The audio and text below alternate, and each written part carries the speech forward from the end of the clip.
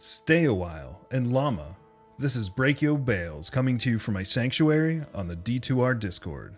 On this episode, we're joined by MrLlamaSC, one of the most recognizable and influential voices in the Diablo II community. If you've ever looked up a guide, tried to understand a mechanic, optimized a build, or pushed yourself to become a better player, there's a good chance he's been part of that journey. We're going to dive into his story, how Diablo II first entered his life, what hooked him, how he got started in creating content, and how he became one of the most defining figures in the Diablo II space. We'll also be talking about the current state of D2R, Reign of the Warlock, the future of the game, community questions, and plenty more along the way. So whether you've been following him for years, or you're just now discovering his content, we're excited to bring you this conversation. Enjoy.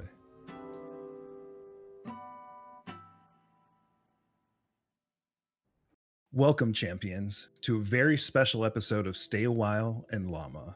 Today we're here with MrLlamaSC, a longtime Diablo II creator known for his deep game knowledge, in-depth guides, speedruns, and years of dedication to helping players better understand and experience the world of Sanctuary. We're diving into his story, his passion for the game, and how he's helped keep Diablo II alive for a whole new generation. Welcome. Hello. Thanks for having me. Of course, we're very excited to have you. Thanks for joining us. And of course, we are also joined by Crude and Tyrael as well. Howdy, folks. Hello. Let's get into it. So, if I may call you Llama, what was your first experience with Diablo 2? Oh man, way back when I was probably 10 or 11, I went over to my best friend's house, and him and his brothers and dad used to have like a gaming room, and they would play all sorts of games in there. One day they were playing Diablo 2, and they were like, "You want to play?" And sat down and absolutely just fell in love with it. And so it was probably like 2001. I don't think I got in immediately when it launched, but around like 2001, when maybe LOD had come out, maybe slightly before, somewhere around that time. Were you hooked right away? Oh yeah, I was hooked right away. It was a problem after that, where like I would just wake up at 3 a.m. to go get on the computer and play it, and my mom would put a password on the computer, and then I would like figure out the password, and we just played this cat and mouse game basically. so many times they'd come up in the middle of the night, and I'd be on the computer in the game room or whatever, and they'd get all mad at me. I just couldn't stop. I just loved the game so much. I was like, I want to do this for the rest of my life. And you did. And we did. Yeah, that's pretty awesome. Like me personally, I can remember my dad used to steal the power cable from the computer, to prevent me from actually using it. Because I would just go get another power cable from someone else. We went through everything. Yeah, it was a problem.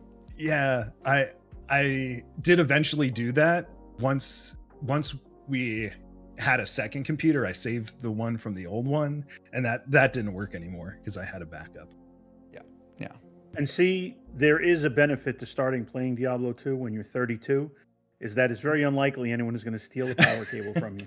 No one's going to yell at you or steal a power cable or You can play until the birds are chirping, and no one's going to bother you. This is a true story. I worked at a job that I was paid on salary, thankfully, and there were more days than I can count that I sat there at work just constantly going over Diablo 2 stuff on the web. I couldn't play the game at work, and the sites were limited, but I was able to get to Diablo2.net, and I would spend hours. I used to have like 10, 12-hour days, and people would be like, "Man, you work hard," and I'm like, "Yeah, I do."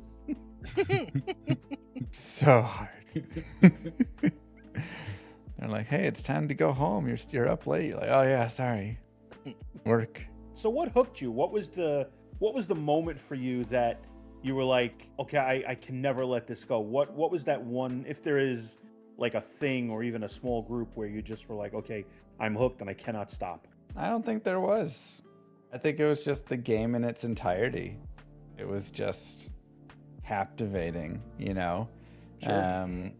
You just are like, when you're playing Diablo 2, you're in it. You're in the game, you're in the atmosphere, the music, the items, the story, the like how the characters are interacting. You just get lost within the world of Diablo 2. And it's actually something I miss in a lot of newer games, mostly or a lot of times because they have like monetization things added in and things like that, and it like breaks you out of your immersion, right? You're like 100%. sitting there and then it's like, hey, buy this stash tab, hey, check this thing out, ooh, look at this new skin you could be wearing. Like, it throws stuff at you and it just like snaps you out of that like immersive experience you were having. But Diablo 2 like doesn't and didn't have that, and shouldn't. And shouldn't. Yeah. So I think we should make that point. So we get to hop in and you're just in the game, and it's just like you, and if you're playing online, your friends, and you're just in the world. And so, yeah, I just remember like always wanting to play. I just loved playing so much in so many different ways, and trading and dueling and making hacked characters and everything, you know, just all the different ways you can play it. So why do you think D2 has stuck with you over time? Because it's just like, it's such a good game. That's like the easiest way to put it. I think if like other games that were newer gave me that experience, I would tend to like shift, or I would have, been like more open to shifting into them.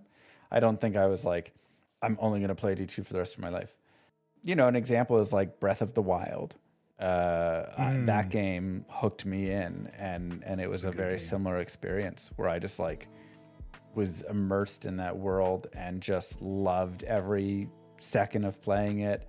And there was just, like the same thing. And that was like a lot newer, in terms of like RPGs. The other ones didn't really, or, ARPGs, the other ones didn't really like hook me in as much.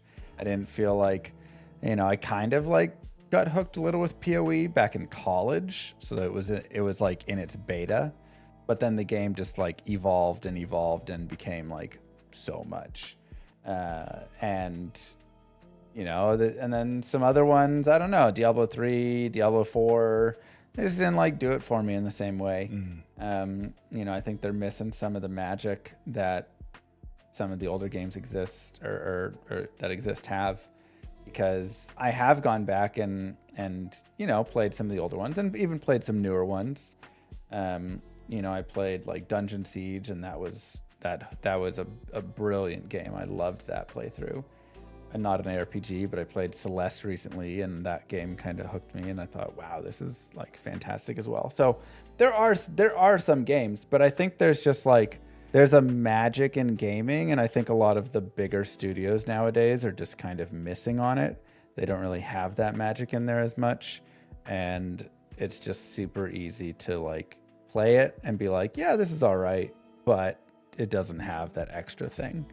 And that's something that Diablo 2 has, that StarCraft has, that Breath of the Wild has. Like, some of these games just, they have that extra passion and stuff in them. I can feel that. I think in the last maybe 5-10 years, the only other game that's given me that magic feeling is actually new, is Pragmata. And everything else has just kind of fallen short. It just doesn't have that magic. Yeah. Potentially hot take. I completely disagree with the Master Sword losing energy and not being able to be used. I remember playing like Link to the Past and all those older Zelda games, and like it's all driven to, oh man, like you got the Master Sword, like it's a huge accomplishment. And then with Breath of the Wild, beautiful game, amazing, immersive, groundbreaking. You can throw all the superlatives at it you want. But the one thing that bothers me is that the Master Sword should not run out of energy. It's the Master Sword. And I get what they were trying to do. They were trying to encourage you to be creative and whatnot. But to me, even if they had made it a little less powerful, it shouldn't break or run out of power like everything else. Anyway, I'll get Well, down now, off my soapbox. How do you feel about the durability overall? Hate it. Yeah, I honestly I don't like it, but it's fine as long as there would have it would have been fine. I guess I would say if they had made the Master Sword last. I'm gonna be on the opposite side. I started in your court when I first started playing. That was like the one thing taking me out of the game. I was like, oh my god, this is driving me insane that my weapons keep breaking, and I just like keep cycling through because you like can't ever get attached to anything because it's just gone. By the end of playing, I was like, this is absolute mastery. And is one of the most beautiful systems in the game. I get because it drives you to play, forces you to play in a new way constantly. You can't just do your same weapon, same attack, same everything against every monster. You're picking up a spear and hitting with that, and then you're getting the sword, and then that's breaking, and now you pick up this frost wand and you're using this, and then you're using this bone arm, and like you're just like cycling through weapons nonstop. And you're constantly changing how you're fighting, and it brought me so much more into the world. And if the Master Sword didn't have an energy cooldown, I would stop changing any weapons whatsoever. So you have to let the Master Sword go on break and come back. I know, but I get it. It would destroy it completely if you didn't. And so I disagree. I just think, wow. But I get it. Like, I understand it's the annoyance of it, but it's kind of like, to me, it's like people who are like, immunities ruin Diablo 2. They should just remove immunities completely. And it's like, if you remove the immunities completely, it's a different game. Thunders kind of do that, but that at least comes like late now. Right. Yeah, it's a different game. And so the only thing I think is they could have like doubled the durability of every item. That's the only thing I do think, because there'd be times you fight a guy and you have to go through like 4 weapons for a single boss. That's the one thing. Like, that's a little much. Yeah, that's the one thing that really bothered me. Like you get into some of those fights with the Lionels and stuff, and it's just like your weapons keep breaking. Weapon cycling. Yeah. And then you run out of stuff and then you have to run away. Yeah. I do think it would have been a little better if you could like last through 1 or 2 fights with a weapon before it broke. Exactly. Yeah. I think that's probably a good middle ground. But heck, let's continue down the Diablo 2 path here. Sure. Yeah. Sorry. It is a good game though. I could talk about that for a while. Let's move on to your content creation journey. How did you get started in streaming? Like what was your thought process? And did you have any intentions when you went into it? Were you kind of just like, hey, let's see what happens? What was that like? What was that for you? So back in college, my friend Axel Toss, he was like, I'm gonna go and start streaming and like broadcasting kind of StarCraft and doing like commentating games. And he wanted to get into that. And he was like, oh, you should do it too, kind of, right? We like talked about it, whatever. And I was like, yeah, that'd be fun. But I like never really like it, you know, there's a lot of times you're like, that'd be great. And you just don't do anything. But he did it. And he like went and found some success with it. And then he was like commentating MLG and doing all these things. And it was really cool and great for him. And I thought, man, that's so cool. Like he just had a goal and set his mind to it and like put in the work and then did it. I was playing a lot of StarCraft 2 and loved it. So I was like, well, I'm going to try it. So I made MrLlamaSC for StarCraft and thought I'm going to like try and get into the same sort of thing. I'll just start like broadcasting StarCraft 2 games and doing all this. And so I played a lot of StarCraft 2. I had a StarCraft 2 team. I was commentating and you know, on like some small tournaments, and I was doing a lot of like replays and all these things. You know, after about a year and a half, it just like didn't work. I I wasn't successful with it. You know, I had maybe 1,000 subs or something on YouTube, and you know, you get a few hundred views. It was fine, but like it wasn't like going anywhere, right? I wasn't like growing with it and stuff. So I put it down for a few years, and then maybe like 3 or 4 years later, I was watching some people speedrun. They were speedrunning Mario and Zelda and these different games. And I thought like, that'd be fun to do, but I wouldn't want to like play those games. I wonder if people, you know, speedrun or play through Diablo 2 at all. And so I went and looked at Diablo 2, and sure enough, there was like a couple guys speedrunning back then. Wasn't very big, you know, wasn't much of a scene, but there were a couple guys that were doing some stuff. And I thought, hey, I'll give that a shot.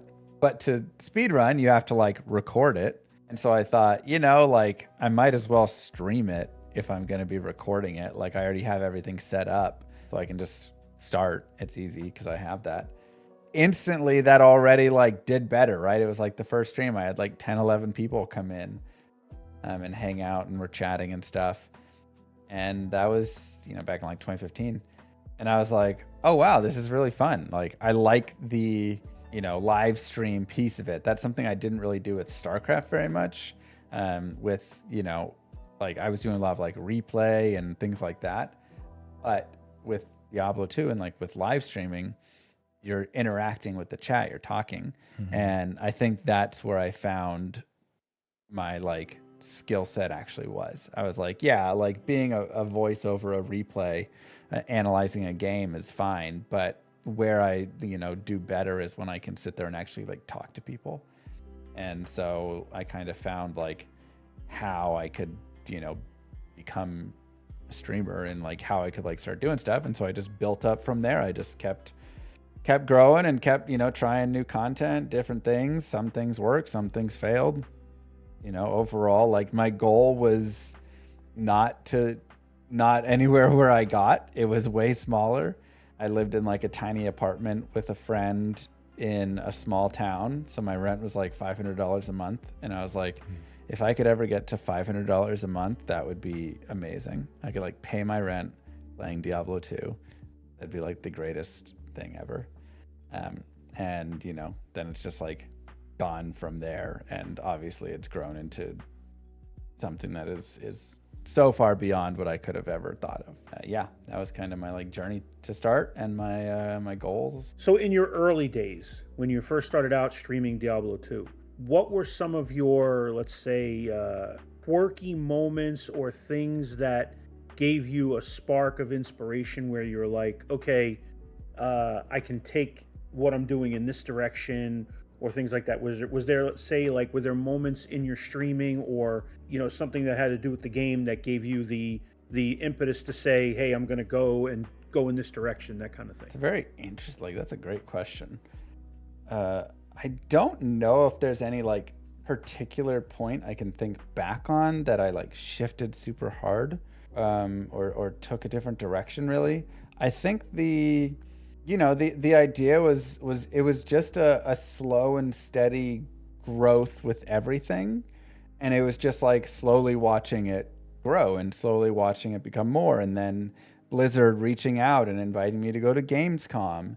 And I went to SGDQ and AGDQ. So like those were kind of moments where it's like I went and did my speedruns there and like had those moments with, you know, in front of a larger audience or with Blizzard themselves. And I thought like, oh, I can like do more with this. I can, you know, prove I can become a streamer. I could actually, you know, I was still working at this time, you know, full-time like job outside of it as well. And so, you know, it was kind of just like moments there. And then like, oh, and now I can maybe like look at going part-time at my job and then full-time streaming. Now I can look at just full-time streaming completely. So, you know, I don't know if there's any like specific things, you know, maybe like Resurrected, you know, being talked to about that and that coming out. But it's actually funny. The day after I left my job to become a full-time streamer is the day that Blizzard reached out to me and told me that Resurrected was going to be a thing. That is extreme serendipity. Yeah, that is extreme serendipity. Yeah. So I was that's like, crazy. that's cool. You know, like that You made the right choice. Yeah, I was like, all right, this was the right choice. This is perfect. In that same space, when did you go to your first BlizzCon? Do you recall? The first BlizzCon I went to was Diablo Immortal, which was pretty funny. So we don't have a phone. We don't have to get into that. I mean, the we don't have to dive too much into it, but I like went out there. They invited me out, and I was like, cool, great, and showed up, and we all kind of like. I think many of us thought Diablo 4 was getting announced, and they just didn't read the room very well with it to just drop that news completely. But I was front row. Like, there's literally, when you see the announcement video, I could point out like my little head, the front row. I could have reached out and given a high five to Wyatt or whatever. Did you dress? Did you wear chainmail or anything? No, I was just dressed normally. Yeah.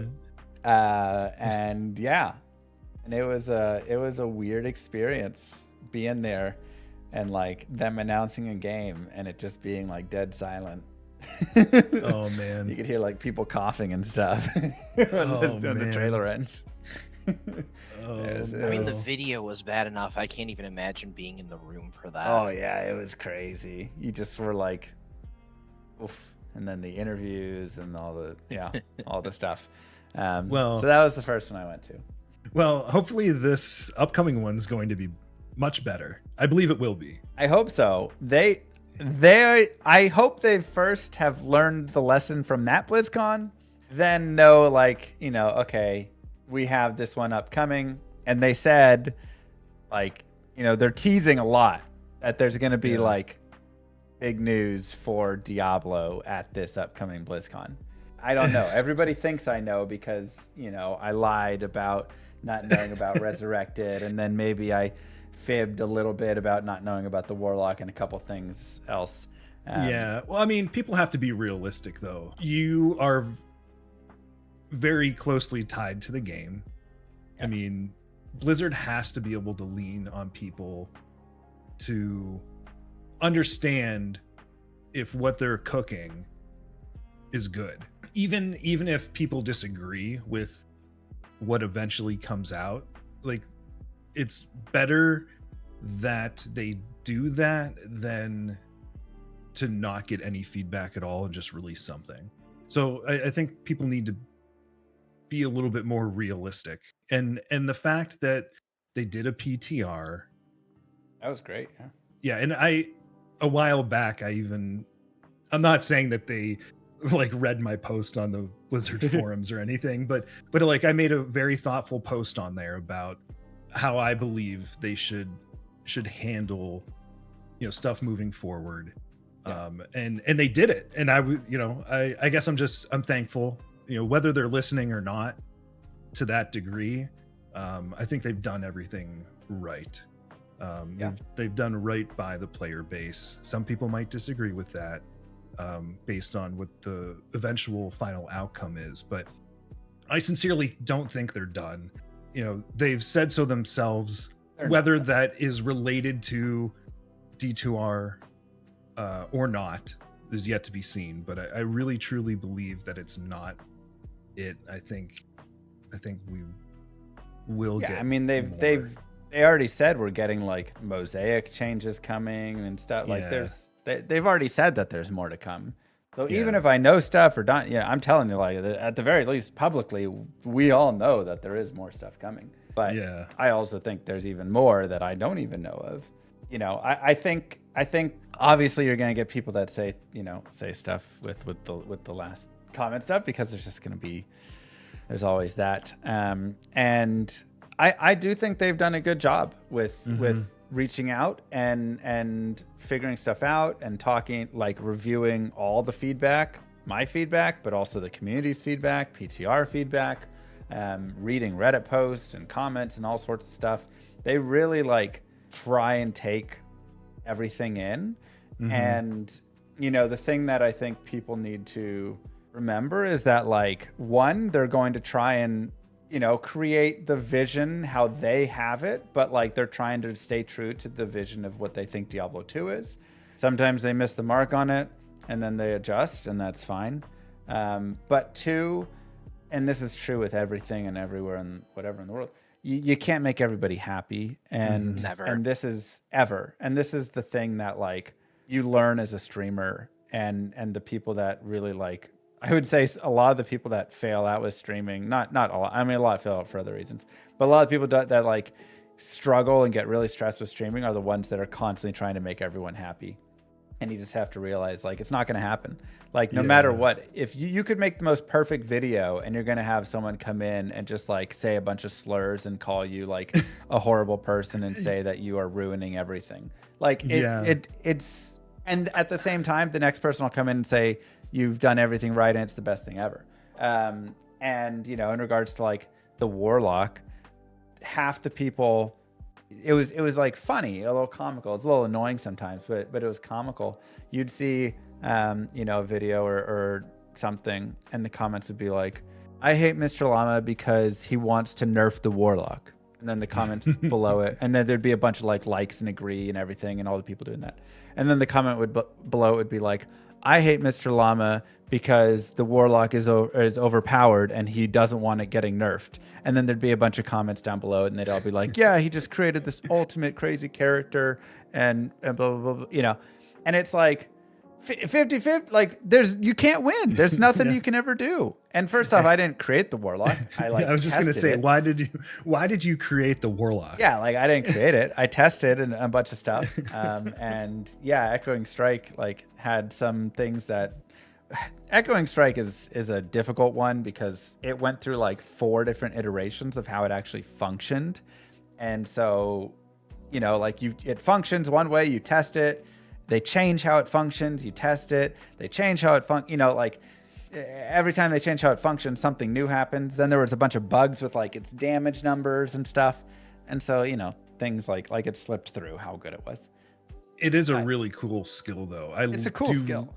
I like how like based on where you click, you get a wider or smaller path. Yeah, it's great. I love how it ended up just numbers wise. Yeah. It was a little messy. Yeah. But yeah, I didn't create the character. I just gave like oh come on, you're the CEO of Blizzard. Yeah, you know it. Well, but even if I was, and even if I did, it's just funny to look at it, and I would hope that people would take a step back from their anger for a second and like look at all the other comments and look at the rest of the community and realize that half the people think one way and half the people think the other way. And so if you're hating right now for it being one way, then like they're gonna hate it being the other way. Like nobody's, again, you can't have everyone to be happy. They're just, the devs are just gonna literally try and create the character to the best of their abilities to try and make it fit the game as best as it can. Mm-hmm. And they'll balance it and adjust it. And any testing that I've done, was just to try and make it fit the best there as well. And then you just go from there. That's all you can really ask for. That's all you can really ask for. But yeah, it's just kind of funny. I always like got a laugh when I'd look down and there'd be like comments right next to each other, or like threads right next to each other that were completely opposite, and they were all blaming in the same way. And it was like, yeah, you just can't win. It's like when Break made a Reddit post of puppies eating ice cream and it got 400 downvotes. I mean, that didn't really happen, but that's because that's kind of been the theme. And anytime I post anything, like looking for feedback from the community, or like anything trying to get people's opinions on stuff, like it gets downvoted into oblivion. I don't understand why. But meanwhile, there will be like 200, 300 comments. Yeah. But everyone downvotes it. It's just like, it's the internet, man. It's the internet. You just kind of, it's the world we live in. You just let them say their thing and move on. It's funny when you were saying that about people being upset because you either had an influence one way or the other, or and that you used it in a way that made them unhappy. I think any mature minded adult would understand that being in a position to help promote the game can only be a good thing. And it's only the immature or the you could put a different negative connotation to it, where someone just sees only the negative of it because they're not seeing the good parts of what's going to come out of it. And that reaction, that's the person who's talking the loudest. The I hate everything, everything's bad, that's the voice that shouts out everything else, and it gets lost. I will say emotional intelligence is an important life skill that a lot of people need to learn. I'll just leave it there. Also, but sorry if I step in really fast. No, I was just gonna say, like, hate and rage bait and all of these things are they're like the most engaging. So That's platforms amplify these a lot of times, Yes. because they get the most engagement. A lot of times it seems and feels like it's more of the negative is in our faces, because platforms want us to stay engaged more, and people engage more with negative stuff. So the controversy, the drama. Right. So a lot of times you have to remember that. But when I talk to people overall and stuff, I'm like, look at all the good that we have as well. With this, like, everybody can look at something and find something wrong, but when I look at like what the devs put out, I'm like, man, you guys crushed it with so many things. Like the shared tab is absolutely amazing. I love the like world stone shards.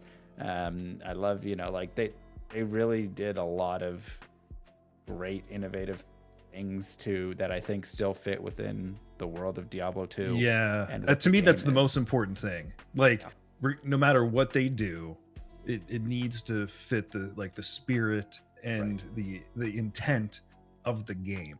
Yeah. And we've talked about that a lot on the pod, like even pre expansion, when we were like speculating on what's going to happen or what there's going to be, when we had all those different signs that were going on, that they weren't even communicating anything. That was one of the big themes that I always harped on, is like, no matter what they do, please just make sure that it remains in the spirit of Diablo 2. I guess I just want to wrap up this section here real quick, but I do want to say, really looking forward to BlizzCon. Crude and I will be there. We're very excited. This will be my first, I think, Crude's second. I do want to touch on your community that you've built, the mediums that you use, like the evolution of your content. And maybe you kind of touched on it already, but like, what platform did you start on? How did that grow? Did you make any intentional changes along the way? I guess what did that look like for you? Yeah, so I started on Twitch and YouTube, and I ended on Twitch and YouTube still. I haven't really like done major shifts in that way. I'd say I started on Twitch, and I live streamed on Twitch for a few years, and then after like 2 or 3 years, someone was like, hey, you should just upload all of your streams to YouTube so I can watch them later. Like I watch on YouTube, and I just want, it could be like a good history, right? To just like store all of your VODs. And so I was like, yeah, sure, I'll just do that. It was very lazy because it was just like cut and paste and put over there for just like an archive. And that was one of the best decisions I ever made, because my YouTube channel grew from, nothing to whatever it is now, 250, 67, I don't know, whatever it is. I think you're like 276 or something. 276,000, sure. And so it grew, and it became a real community, and it became a real thing, and a place where, then I started like making videos here and there, and it's still not the greatest video like place ever. I won't pretend that it is. I'm not the greatest video editor. I put stuff up, you get long form videos lots of times, sometimes short edited ones. So you do all your video editing? 99%. I have like every now and then I have a guy who will do like some video edits for me, and he does a great job. I have one that I have to get him like a voiceover thing for at some point. Maybe I'll do it later tonight. But for the most part, I would do stuff, but I don't edit a lot, right? That's the thing. I'm mostly just like highlighting and doing like one take and just pasting it over. That's grown and that's become a great community, and that was fantastic. And that was also really helpful in like leaving my job to become full time, because that helps add an income source. So like adding that in, and then I started writing for Icy Veins when Diablo II Resurrected came out, and so all the guides over there I write, and so that's been helpful, and been another cool place to like put out content and create more stuff for people. And then I have my like MrLlama VOD channel. And so just, you know, like as a streamer, you're just kind of slowly adding in different things. I started, you know, multi-streaming on Twitch and YouTube. I don't know if that's actually good or not for the YouTube. I feel like it actually ends up being slightly detrimental to YouTube, like analytics as a whole, just some weird way. But I do it because I like the live community there as well that we've got, you know, some people over there, and it's fun. Yeah, and it's kind of streamlined now though too, because like people can chat on YouTube and it ends up in your Twitch, right? So, right. Yeah, and there's so and you're capturing a different audience, but that maybe wouldn't use Twitch. Right. Exactly. There's just an audience that says I'm not going to watch on Twitch. I don't like Twitch, and there's an audience that says I don't like YouTube, and so now you get to capture both. And, you know, for this, some people go stream on TikTok as well, or Instagram Live, or Kick, or whatever other site, right? That you can stream on all these different places, and maybe it'd be good to do more. You can always do more as a content creator, but at some point you have to like just say like, this is what I'm going to do, because I can like, I'm not going to stretch myself too thin, and it's I'm easy burn out if I do too much. Yeah, I think it's easy to get caught up in always wanting to do more. Yeah. And like overextend yourself into you know, mediums that you don't really need to do. The other thing I guess I wanted to mention is like for us, we recently got an editor, because I was doing all the editing myself, and I was just like, this is too much. Like I have a full-time job. And so, you know, just trying to find a way to reduce the amount of time that I have to spend. And like the biggest piece, I would say, you know, there's reaching out to folks and doing the pre-planning and the pre-production meetings and all of that stuff that goes along with it, preparing to have these conversations. But yeah, like the editing is like, sometimes, you know, you have a 2-hour episode, it takes you 4 hours to edit. It's just like, so it was kind of a big thing for us that we just recently got into. It's going well so far. So shout out to our editor. So before I ask you my next question, I've been dying to ask you this question. Has anyone played the Dolly and Dot song for you? No. This community. Okay, so in World of Warcraft, there's a horde race called Volpera, and part of their starting journey has you riding in a wagon train that's led by llamas, and the driver sings a song about the llamas. They're Dolly and Dot, and I thought that a sharp-eyed, you know, viewer who's, you know, mixed their games would have caught on and kind of introduced you to that. So I'm a little disappointed in the community, but there is time to pick up the slack there. So what resonates most with your audience, do you think? Like the, you know, what about your streaming do you think hits home the most? And in your opinion, whatever that might be, or it might be multiple things, is that what you want to resonate? Like is it do you feel like at the end of a stream or end of a few sessions, you feel like the message you wanted to share got there, or you're surprised and you might go, that wasn't the reaction I was thinking of, but still cool either way? Yeah, overall, I think the message gets through. Overall, I try and be myself. That's the first thing I try and do. And it's not to say that you can't succeed not being yourself and you shouldn't ever, whatever. You know, I'm not trying to like put down people that put on an act for it, because there are plenty of people that like put on a character when they get on stream and put on an act, and it's not who they are at all, but it's entertaining, right? And like it succeeds and does well, and they found that does well for them. For me, I'm like, I'm too tired and lazy to do all of that. I'm just gonna be myself.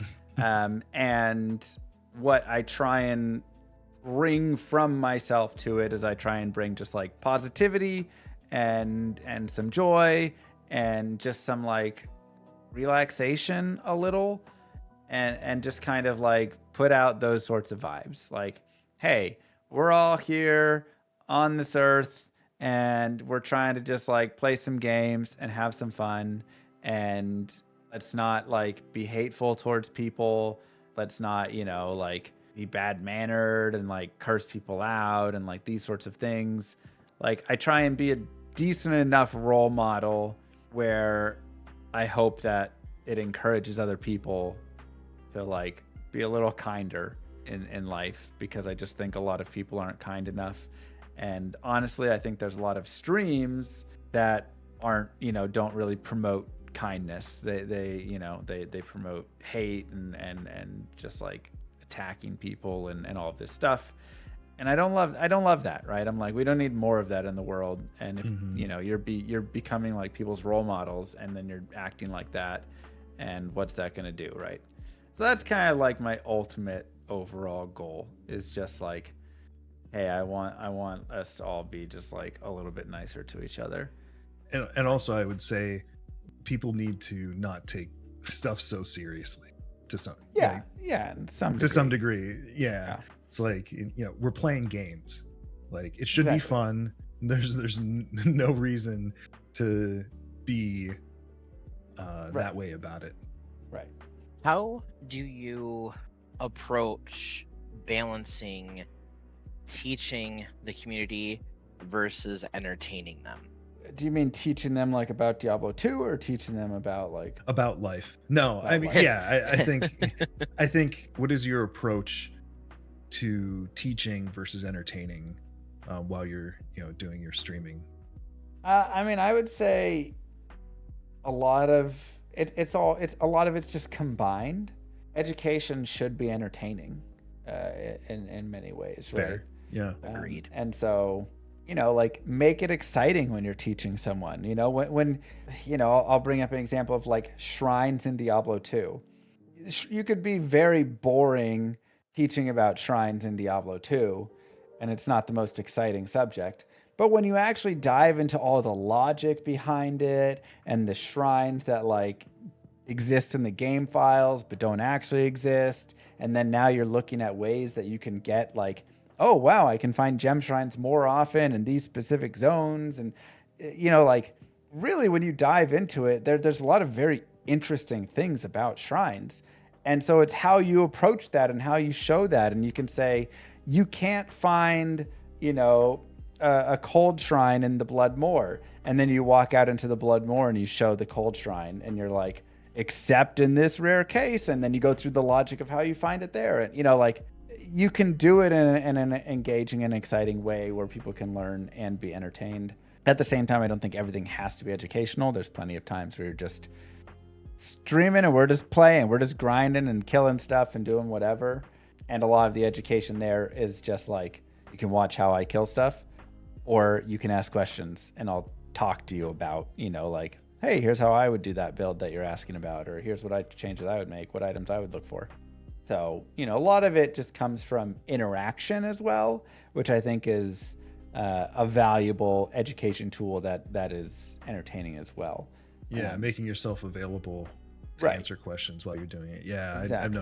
I've noticed that. Like, I've popped into your streams here and there over the years, and more so recently. But one of the things I've noticed also is that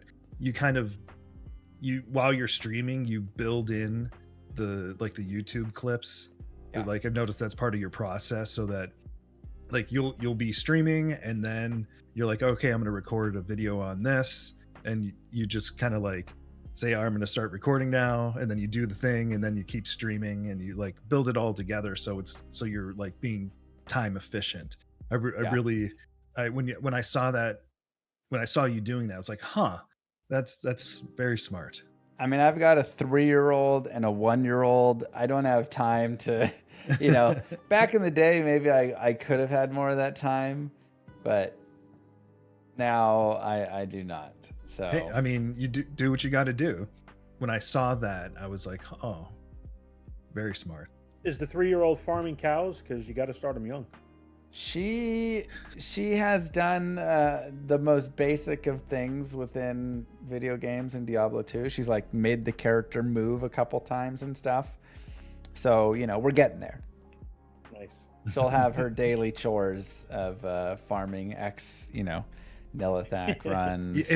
It'll get to a point. Yeah, it'll get to a point where like you can just like have her go farm stuff for you. Right. While My you're own little mowing the bots lawn or whatever. That's the Yeah. ultimate dream. Nice. All right, so we're gonna take a quick break, and when we come back, we will get to overall thoughts on the current state of D2R and more. So we'll be right back.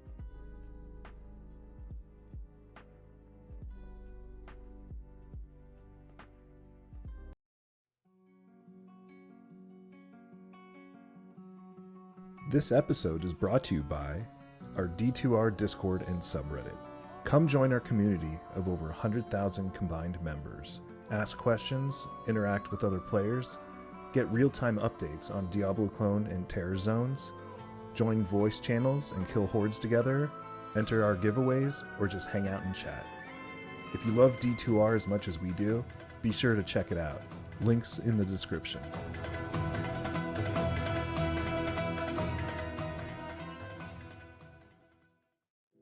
All right, and we are back.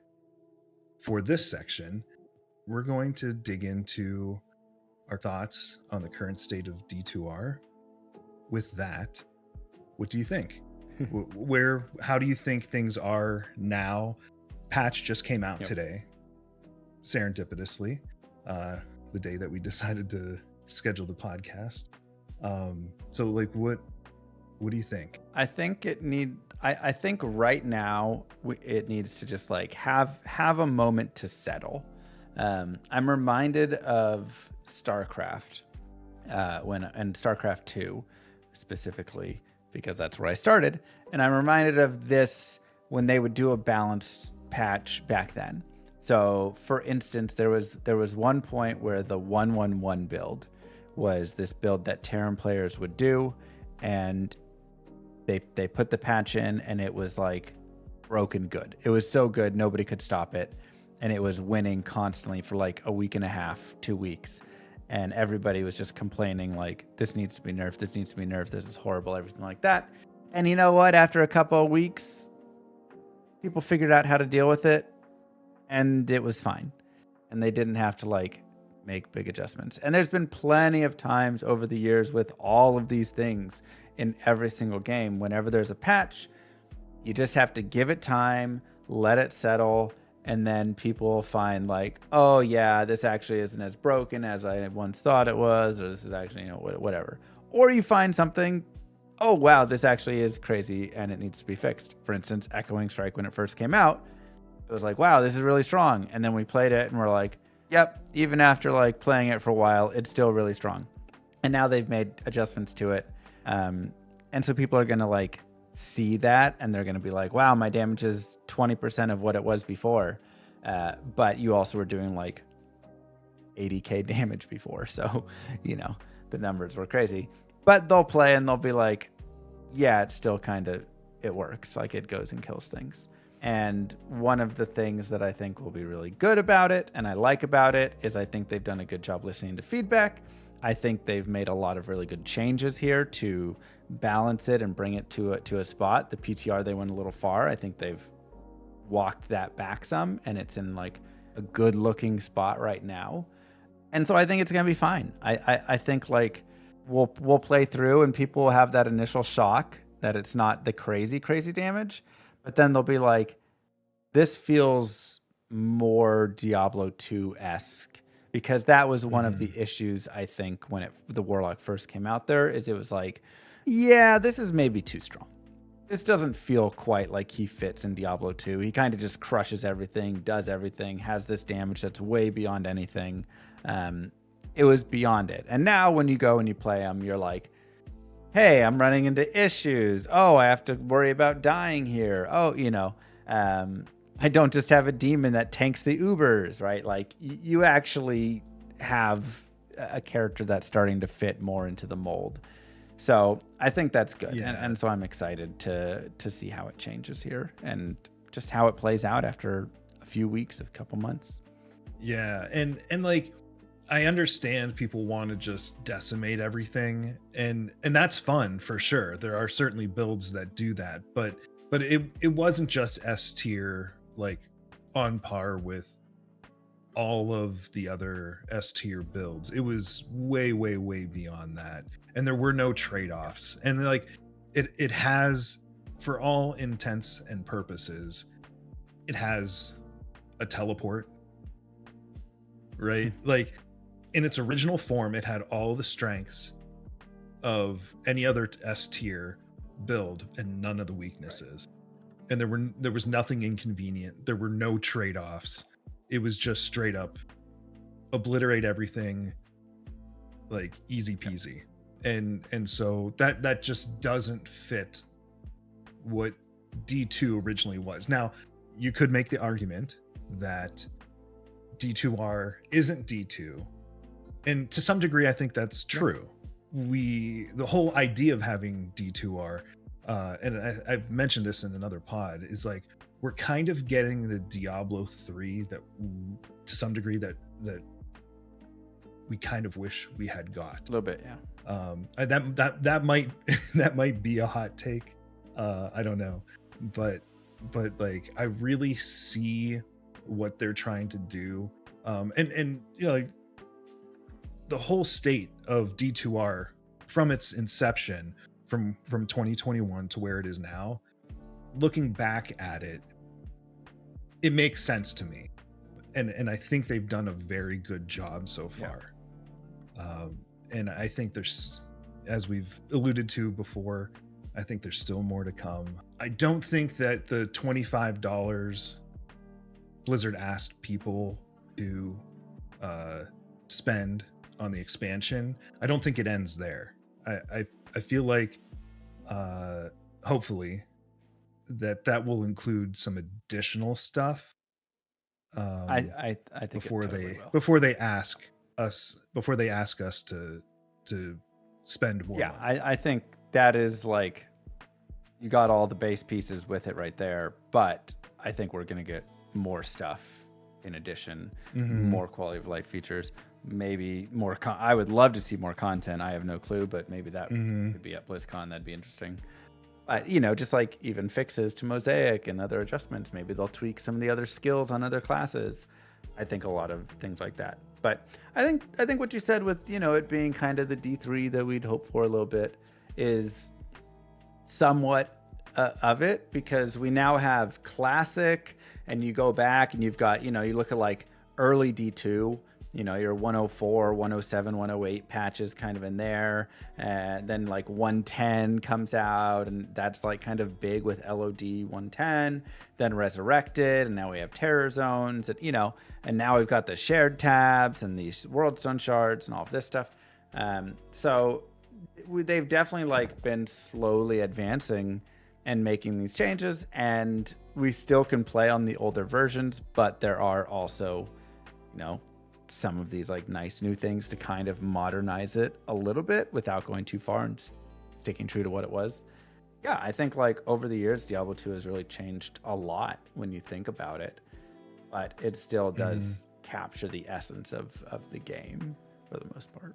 One of the things I look at is, what are the core tenets, the tent poles of the game, and when we add those changes, does it affect those things? Like for me personally, the thing that keeps D2R enduring for me is its difficulty, because it's a challenge, and the rarity of items, which always gives me something to hunt for. And I don't know how everyone else does it. I approach each new character with this like sense of I'm building something. You know, we talked earlier about immersion, and that to me is something that's huge. You know, when I take a character, and I've played, I don't know, maybe 10,000 hours in my life. I don't know, because I stopped counting a long time ago. I never really counted, you know what I mean? But it's been a lot. I mean, I've been playing since, you know, like you said, since 2001.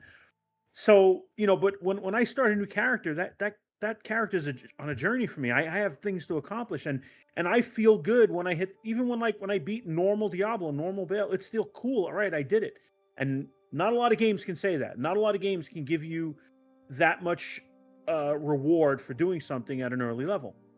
And I think as long as those things stay, that tenet of I'm approaching hell and I have to design my build and I need my resistances and I can't step out into the Bloodmoor at 64 with less than gear because I'll get one shot by a quill rat.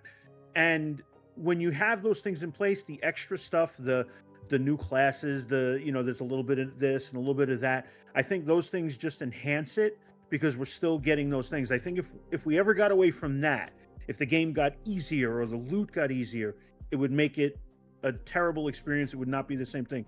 And I'm not trying to say that D3 and D4 are terrible because of they're different. They're different games and they're great on their own legs, just not for D2.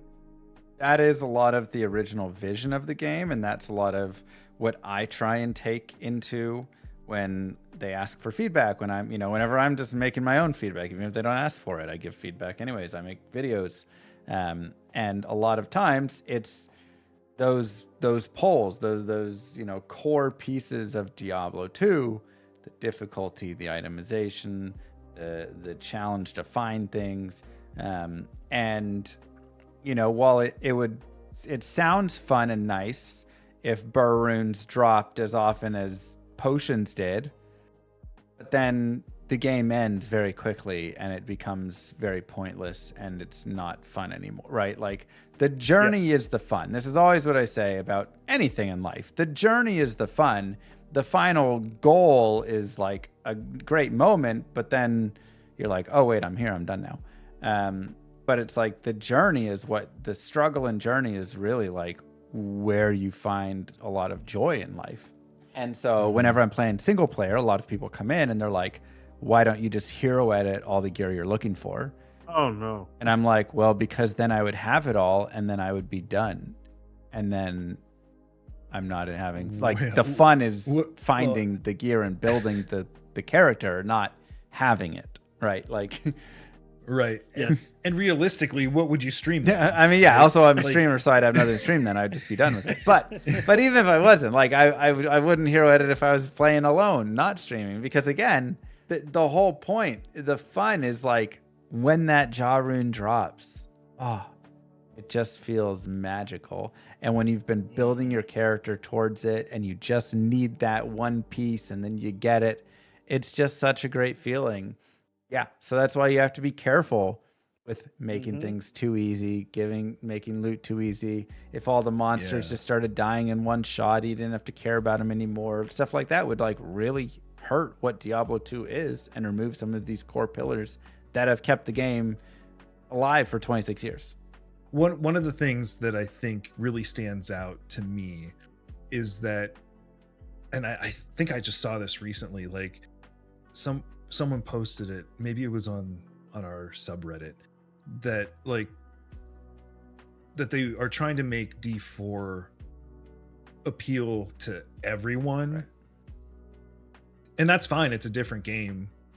Like, the game itself is meant to be able to excel no matter what your character build is or whatever. It's much more flat, I guess the way I would describe it. So I like the fact that they have taken proper stewardship of Diablo 2, and they've been very careful and thoughtful about how and what they change. And I think that really does speak to the level of care that they have for their legacy classic IP that for some reason, and I think all of us could probably talk to it for, you know, multiple episodes, what really makes it special and why we love it. So I think the stewardship that they've expressed for the game is really special. Yeah, I mean, I think they've done a really nice job there. And something that I was thinking of is like the Duriel fight. Act 2 normal Duriel is a big exit ramp for Diablo 2. Yeah. There's a lot of people that start Diablo 2, get to Duriel in normal, quit Diablo 2 and never play again. And you could make it easier and you could go through, and this is what they look at for a lot of the newer games, Diablo 4 and stuff. They say, where are people leaving the game?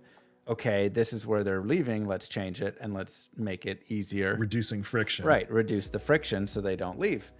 And in some cases, that's a good thing to do. If there's like a lot of friction around, you know, maybe how your stash is implemented, how some UI exists, whatever. But you do have to be careful that you don't remove all the friction in the game, which is what many of the newer games do, because they just want people to play as much as possible because they make more money.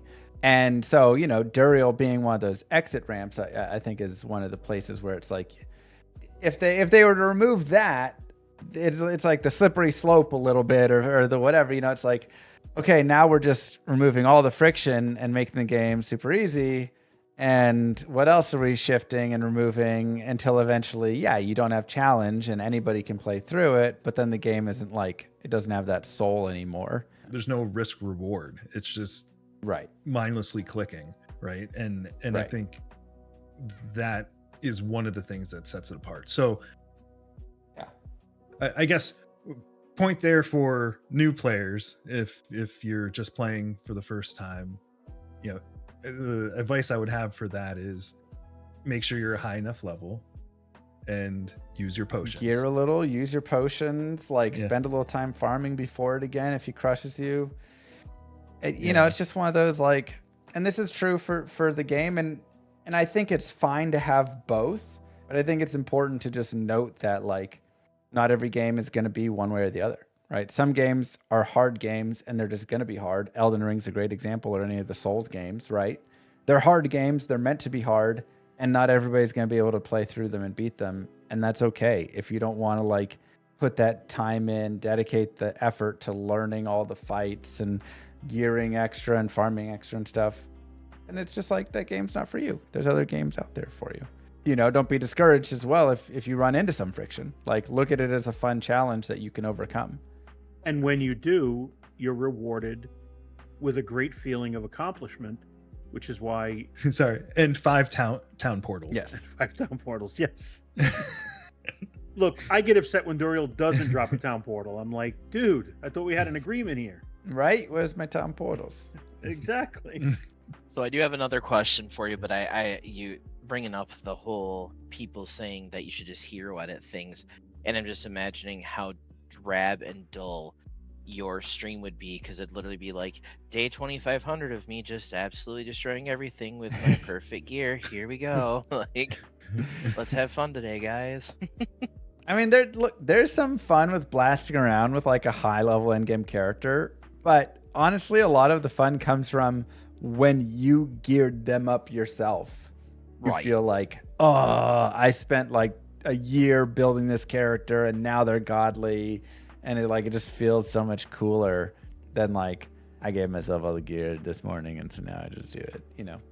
That's one of the reasons why the addition of the Grail officially to the game is so huge, because that is such a big piece of gameplay. It really, my jaw was on the floor when they dropped the announcement. Everything just hit the nail on the head there. What would you like to see going forward? I've always said a charm bag.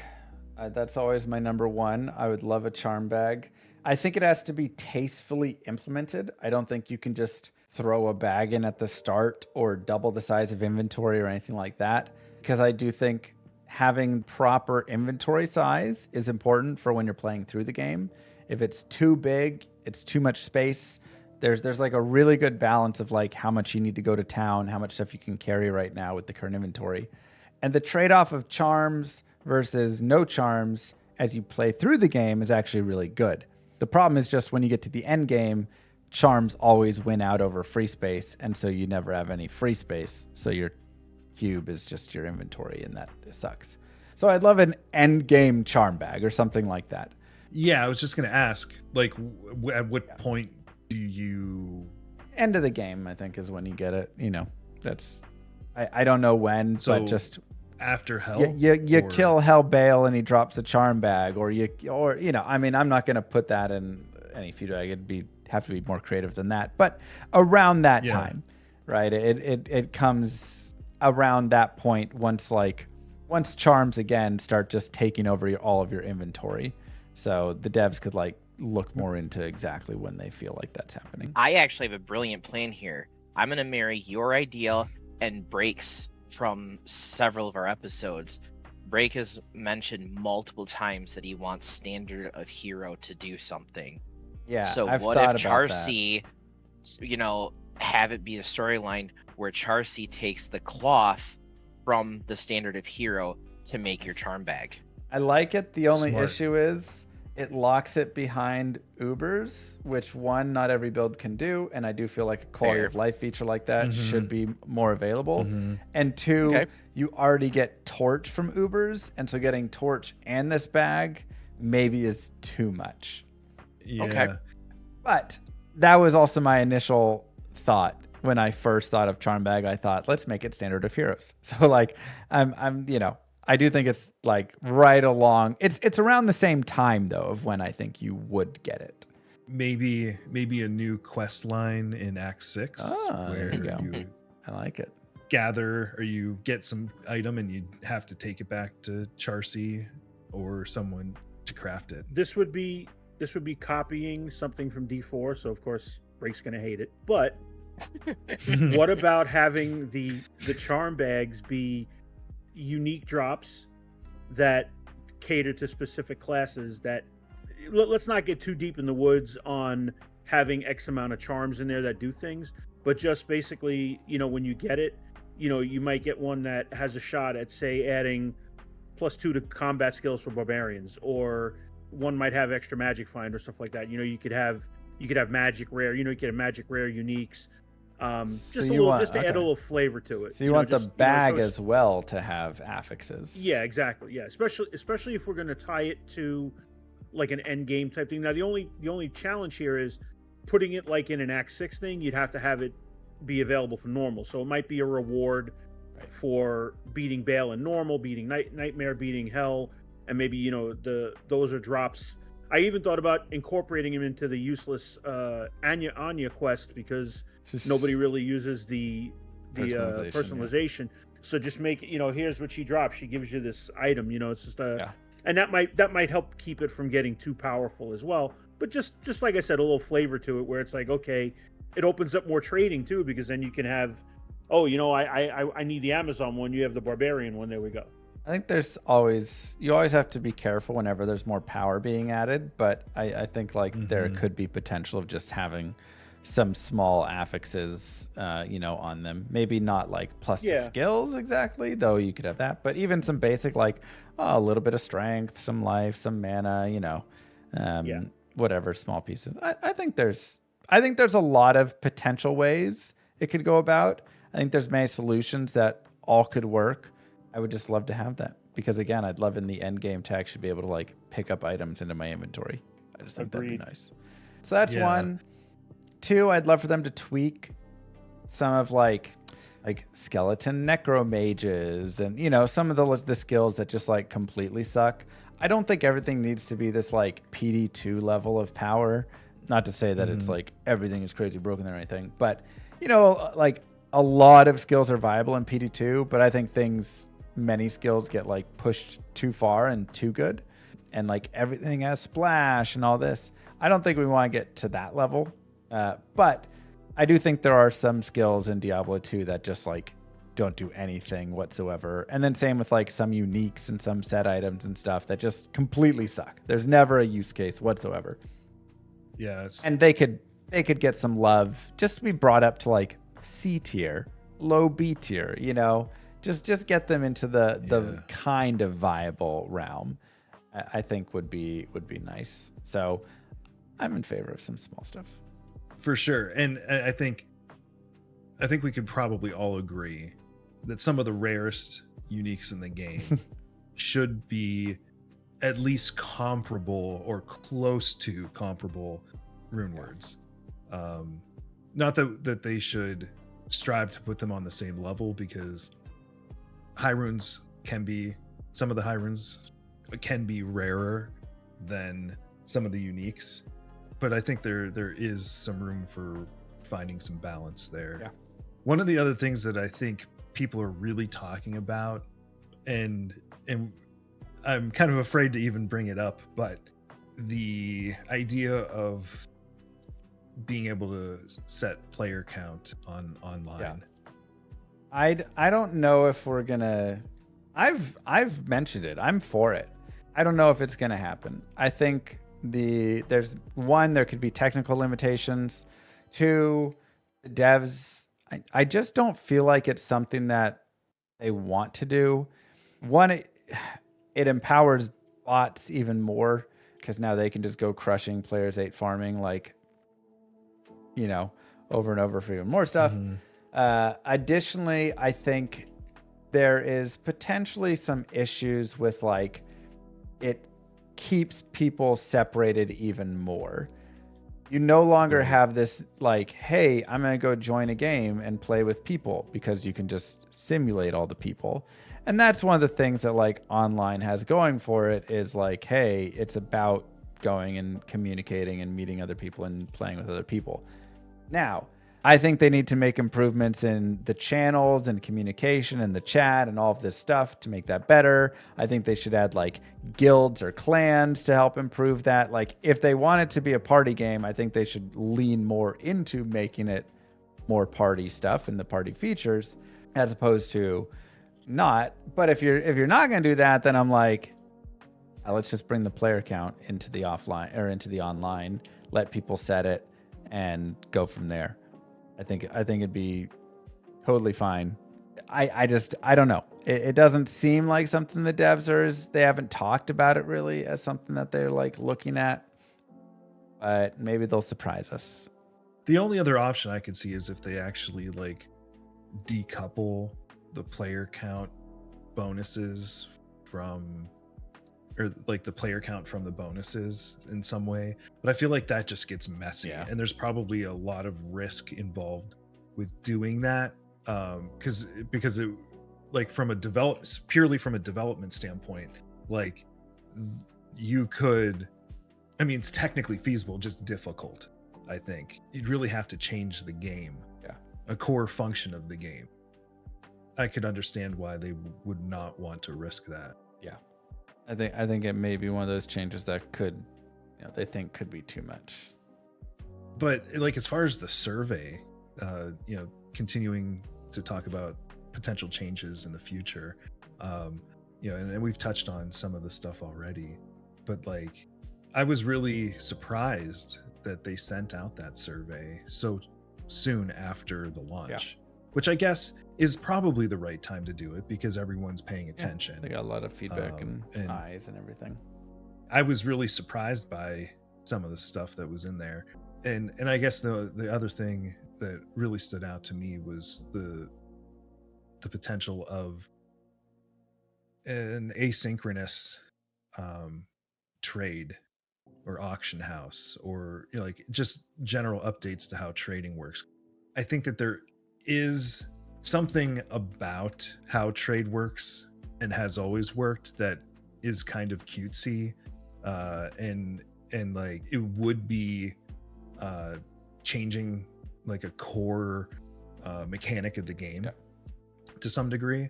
But I also think that having the ability to more freely trade without, like, doing drop trades and things like that, which are easy to get scammed, and you see it even now, quite a bit, people getting ripped off. Right.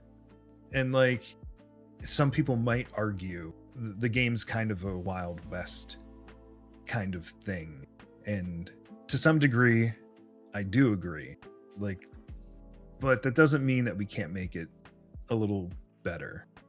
I personally, I think if they would be willing to do that in some way that doesn't feel too World of Warcraft-y, doesn't feel like the real money auction house from D3. Let's not go down that path, but maybe in some way improving trade function, and like you said, improving the communication, the lobbies. Like there was a lot of stuff that was lost communication wise from D2. Something as simple as, and I'm not advocating that they bring it back, but like you used to be able to put like exclamation point and say something and it would pop up above your head, right? There used to be, you could have your own channels. And you would moderate and have trivia bots and right. Yeah, there was a lot of stuff, and like chat was broken for a while, and then it was broken again. And I kind of feel like maybe there are some things that they've developed maybe that didn't get pushed. They worked on it and it didn't make it with the first iteration of the expansion that they're sitting on. I think there's a reason, getting into a little bit of speculation here, I think there's a reason why they asked some of the questions that they did. I wouldn't be surprised if a lot of that stuff isn't already partially done or totally done and they just weren't comfortable with putting it out there yet. They wanted to like get the Warlock out there and get that all settled before they moved on to other stuff. So I really think the survey kind of signaled, obviously, that there's more to come, but I think it was very intentional.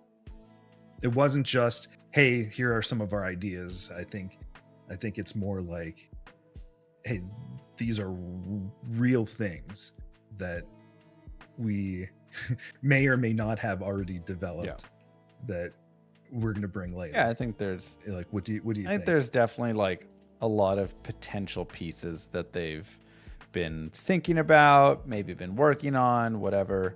Focus, was just getting the Warlock out, getting it set, getting the core features of the shared tab and the new Ancients fight. They're just focusing on like what they did and getting it right. And then I think, once we kind of get into that moment where like things settle in and it feels good, then they'll bring in like, hey, now we're also looking at doing XYZ. Maybe a new set of things, maybe some changes to skills, maybe some item changes, whatever, right? Like we could see all sorts of additional stuff. They want to kind of like get it right first with what they have out there now. So I think they're doing a good job. I'm very measured approach, and I appreciate it. It's like good stewardship of the game, like I have mentioned. There's plenty of other things, but I could go for hours on that. So I feel like those are the main ones that I want to see. I'll say one minor change that I would absolutely love to see, without changing the trading system as is today, would be to enable clicking into the trade window instead of having to drag and drop everything. Click. That would be chef's kiss, and it'd be such a small change, and I'd love it. Yeah, in addition, control shift, because they do that for the cube now too. If you control shift, it'll place 3, so you can do more like I guess mass moving stuff. Yeah, that'd be like my small thing I'd want to see. Regardless of the mechanics of it, and then we could go back and forth on what might be the best way to install it into the game. I do think an in-game trading platform would be very beneficial to all of the online players, and I think it wouldn't remove all of the negative aspects of trading that we don't have to get into, but I think for a lot of people it would open up more of the game for them, people who maybe don't want to do it or don't know how to do it. I just don't know the best way to implement it, but I do think it would help. And I do need to throw in my obligatory thing for the future. Barbarians need a screen clearer. Thank you. And without drawing too many comparisons, I have to tell you, when you play a barbarian in Diablo 4, like like the difference in how that class approaches combat, or the D3 barbarian, for example, is so different. The D4 and D3 barbarians are just giant forces of nature, just destroying everything in their path. And for the most part, barbarians they're not as strong as you want them to be, where you think they need to be. There are niche cases. Obviously, they're very good at Trav with the Horking, but they're not good at Trav because they're mechanically sound melee fighters in Trav. They're good in Trav because the Horking provides a good loot loop. It's more a byproduct of the fact that they can Hork, and not because of any innate great skill combination that they have as a class for combat. That alone would just be a great thing. Like Seismic Slam or Hammer of the Ancients, bring that into the game. I've shared my peeves about the fact that they gave cleave to another class before the barbarian. Yeah, it just has to happen. And they can do it for me and just say to everybody else, this is our gift accrued for 25 years of faithful service. I guess on the auction house thing, I don't know what the right implementation of it would be, but certainly I think the fact that you have to go outside of the game currently to other platforms to efficiently trade, like let's think of a way to prevent that. Like, you should be able to easily trade.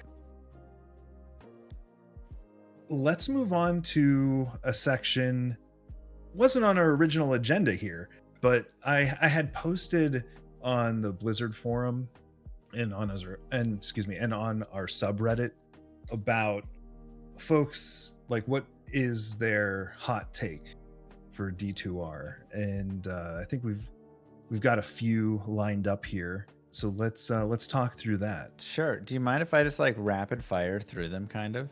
No, let's do it. I picked out a couple. I tried to get some ones that I felt were hotter takes, weren't just bland takes, or weren't just lame comments. So the first one is from Flappy Sack. He says, Blizzard hates melee. Having no defense when running is stupid. I think no defense when running is stupid. I do agree that they should probably bring that in to make defense actually like a stat people care about.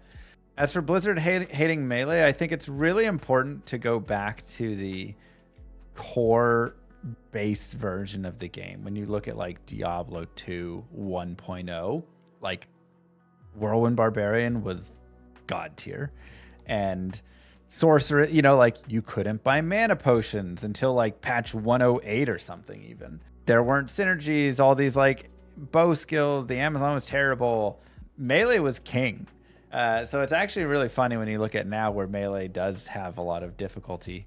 Way back when, so many things, and this will be true in many of the hot takes, but just overall, the game has shifted so much over the course of its life from 1.0 to where it is today, that you see a lot of like difference in time. And this is also something that a lot of people like about earlier patches of Diablo 2, is that there was more balance put in there. Spellcasters, again, could not buy mana potions, so they were way worse because of that. And now, once you added that in, it just like, they just like took over, right? Mm-hmm. Now you just spam potions and you cast all your spells and you're god tier. I think nowadays, most games, melee just gets trashed on because so much of the friction gets removed for mages and range characters and stuff.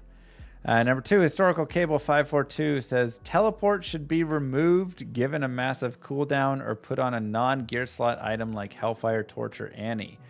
I think those are all three massive different suggestions, which is kind of funny. Like having it be removed, having it have a cooldown, or having it be on a charm. It's like you're either making it super OP now, or you're completely taking it out of the game. Yeah, they're kind of all over there. I feel like you got to pick one of the roads and go down it. Basically, they're saying they hate Enigma. They're like, I want anything but Enigma. Yeah. And that's understandable. I think rune words 110 rune words coming in were a big shift. That's where you do get a lot of people that are like, I prefer the pre-Enigma and pre-stuff days. One thing that people from that time also forget is that sorceresses were just like gods at that time because they had teleport. And so if you did any, like, sorceresses were 90% of the ladder, basically 80 to 90% every season and stuff, because they just were, that was it. They teleported and nobody else teleported. And so they were just so much better than everybody else. So I think there's plenty of good ideas. I've always been a fan of having Enigma have, charges. I think PD2 does it. But having like 3 charges of teleport that regenerate one every, 3 or 4 seconds. So you get like some of the movement, but you're not just spamming through. I don't think it's something the devs will touch. I think that's like such a, oh man, you want to enrage half the player base, go after something like that. Yeah. I mean, so it is truly a hot take, regardless of like the fact that it was all over the board. But like, the fact is that it's such a huge mobility improvement. And at this point, I feel like it's just such part of the game. Yeah. I don't see them being willing to change it. It would be a very bold thing. And I think the best answer may just be leave it as is. And if you don't want it, play classic. Or don't make an Enigma. But it's a little, it's a little hard sometimes when something like that does exist. Yeah, but like truly, if you don't like it, you don't have to use it. Number 3, Carrero says, can you discuss with MrLlamaSC that Blizzard should listen to MrLlamaSC less? Making loot worse to satisfied full-time gamers really sucks. Yeah, for sure. No, I always say they should listen to me less. I think this goes to the idea, and again, a little bit of it goes back to, if you think about the evolution of the game of Diablo II, it's gotten easier and easier, really, as they've added stuff. I actually think kind of now with like Terror Zones and Heralds and Uber Ancients, we've actually added a little bit of difficulty back in, which is great. But, I assume Rero is referencing Andariel, Terror Zone and Andariel.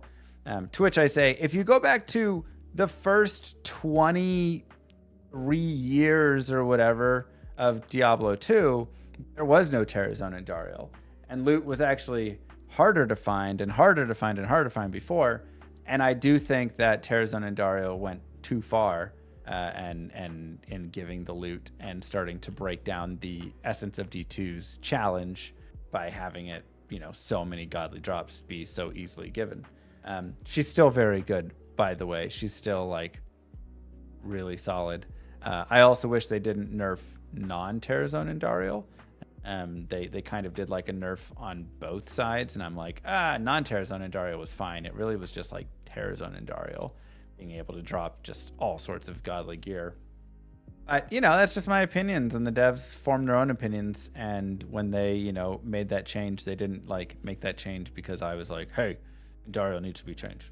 I was like, hey, I think Terror Zone and Andariel is too good. And a lot of other people also said, wow, and Terror Zone and Andariel gives a lot of good stuff, like way too much good loot.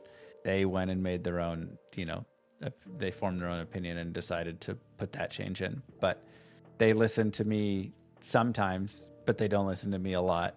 And that's fine. We all give our opinions. Sir Kaio says, no item or rune word or similar should give skills to classes that don't have them on their skill tree already, which I think is I think that's a hot take. You're removing a lot of things. You're removing Enigma, you're removing Call to Arms, you're removing so many things. Any, werebear transforming sorceresses, you're removing auras potentially. If you're Infinity. Yeah, Infinity. Like, what? Definitely going way back towards, like old school D2 and more class identity potentially and stuff. So I think there is some interesting notes to that. But I also do think, again, one of the issues, and this is always, again, like Enigma is such a great example or such a good one to use for it, is like before Enigma, everybody just played Sorceress. After Enigma, everybody had Teleport. Both kind of suck in a way, right? Is there a different, better answer maybe? But I think that's an interesting hot take. And Serkayo also said, making other people seed maps for turbo leveling on the start of ladder is cheating. That's his other hot take. And I assume but what he means by like seeding maps for turbo leveling, I assume he just means like them making a game and maybe like teleporting to the chaos or something, prepping things potentially. That's my guess what he means by seeding maps and other things. And sure, I think one of the important things, like I'm gonna kind of disagree on it. I think one of the important things to note about the ladder race is that it's not a solo race. It's always been a community or a group event, going all the way back to literally the first, when Diablo II first came out, and you had Rustbarb versus Gerbarb, and it was just large communities, 50, 100, 200 people, whatever, just tons and tons of people working together to gear up these two barbarians to compete against each other to get first 99. You will not find anybody getting first 99 solo. I think if they added a solo self-found like ladder, that would be cool. I think that'd be fun to compete in. Otherwise, like you're not going to find it. And it's just a community thing. When you have teams of people, they're going to help get each other gear. They're going to help go prep games. They're going to, teleport ahead and, hey, we'll get the, Bale Wave started and then you join in with us. And that's like a lot of the fun of Diablo 2 and racing and stuff. But I think it's an interesting hot take still. Those were some of the hot takes that I read that I thought were interesting. Yeah, for sure. Those definitely are hot takes. Okay, so switching gears, I'd like to get into the human side of things. How do you stay motivated long term? Like what do you use to make sure that you're able to keep things fresh, talk about things in the game? Now, I guess it's probably easier right now because there is so much changing as far as the content and the expansion and all of that. But how do you stay motivated long term? It's kind of funny you bring it up because right now I'm like, playing StarCraft on my stream for the past couple weeks. I saw that. And so I'm like doing a little something else. I think the overall motivation is just like I enjoy Diablo 2 a lot. I have a lot of fun with the game. And being able to do a lot of different things in the game, I think is ultimately what helps me succeed. I can go speedrun, I can go play Holy Grail and just like hunting and just building up characters. I can, practice some PvP and have some fun with that. I can do challenge runs. I can hop online and play and race for first 99. Like there's a lot of different ways to play the game, and playing in all those different ways is a new way to kind of like freshen it up, right? When I get bored of one, I jump to the next. There are some times and like right now, for the past like couple months, I've been a little bit, I wouldn't say bored exactly, but with the game being a little unstable because the Warlock is kind of finding his place and they're like doing balance changes and all this stuff. That's been something that I have been like, I'm going to wait a second. I'm going to let it settle in for a second and then I'll come back in and like jam on it more. And sometimes you just need to do that. Like sometimes, I've been streaming for like 11 years now and I've played a lot of Diablo 2 in 11 years. And sometimes it's like, hey, I'm going to take like a couple weeks or I'm going to take a month. And I've done this before. I did this at like 5 or 6 years where I played StarCraft for like a month or something and maybe another game or two. And then I jumped back in and I started jamming a lot of Diablo 2 again. So, you just have to like take little breaks. And one thing that I always tell people, because people come into my chat and they ask that same question. They're like, oh man, like how do I play more Diablo 2? I like fire it up and I'll play for a couple hours and then I'm just bored and I don't want to play it anymore. I'm like, then don't play it. Like just take a break and play a different game in that time. And then come back and play it again when you're ready. You know, like it's one of those things where, or try a different way to play it. But you know, like you can't always just force it if you're miserable or you're not enjoying it. Like sometimes I've really found with Diablo 2 especially, just taking some time and coming back to it does wonders. And then I like enjoy it again a lot because I've had a little time off and now I'm excited to play again. And whether it's streaming or playing the game, is that your strategy for avoiding, getting burned out, or do you have other things that you kind of focus on that help you avoid that sense of, oh, I just can't do this anymore? Yeah, I think that's the main thing for avoiding burnout. And that's why I do it. You know, I want it to be fun because I want to have fun and put on engaging streams. And if I'm not having fun, then I'm not really going to be like entertaining people. And so, yeah, like that's just like bounce around to different content within it and sometimes take a break. You can't force fun. Yeah, can't force fun. No, I demand that you have fun. Many people try. As a streamer or creator, what does your day-to-day life look like? Let's see. I wake up, I go get my kids up, change the diaper, help them, downstairs, get them fed. Generally then, once everybody's like kind of set and Moo Girl, my partner, is like good, she's up, she's dressed, she's ready. Get the kids to the playroom, start stream until 5, hop off, take the kids out to eat, get the kids home, bath, bed, all the routine of all that stuff, spend a little time with them, and then bedtime. And then night times are whatever, play hockey, do a podcast, work on a game, my game, do some other work, guide writing, updates, whatever stuff, or just sit in bed and decompress for a couple hours, I'd say that's a majority of my days. Let's discuss your advice. Mm-hmm. One for new Diablo players, and then secondly for aspiring creators. Sure. For new Diablo players, have fun. Like at first, I'd say through any build can beat normal, and you just kind of sometimes have to like take a little time and just like kill some mobs and do whatever, but you can make the builds beat normal. Nightmare starts to like you'll generally, good builds will start to feel more powerful. Bad builds will start to feel worse for sure. And then hell, a lot of times having some guidance can be very useful because it's very difficult.